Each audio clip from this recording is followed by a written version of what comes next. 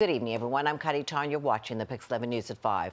So will his proposal have any effect on the stalemate in Washington that is creating hardship for so many people right now? Pix 11's Christiane Benavides live for us in the newsroom with more on what the president had to say. Christiane. Kadi, that is the question. Will anything change? The president, who promised to be a deal maker, now offering one, saying he is willing to give temporary protections to DACA and TPS recipients in exchange for his border wall to end the longest government shutdown in history. Speaking from the diplomatic reception room, President Trump offering up a compromise, saying he is willing to give protection to young immigrants who currently have DACA and recipients of TPS, but the protection would only be temporary for 3 years max. It's called the Bridge Act, in exchange for $5.7 billion for a border wall. That is our plan.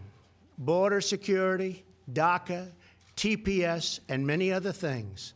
Straightforward, fair, reasonable, and common sense. The proposal would end the government shutdown, which is now in its 29th day. Today, a different tone from the president, who made the announcement just after holding a naturalization ceremony in the Oval Office.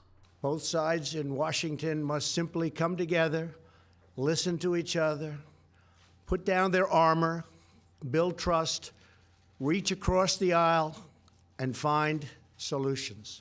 Democrats seem unlikely to bite. The Bridge Act had previously been introduced and rejected in 2017 as a patch while lawmakers figured out an immigration bill.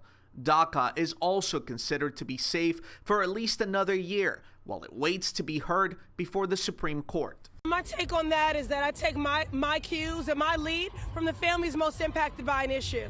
And I've met and spent time in community with the families of Dreamers, TPS holders. Listen, they don't want to be bargaining chips. They are no one. You cannot barter with people's lives, and they don't want a hate wall.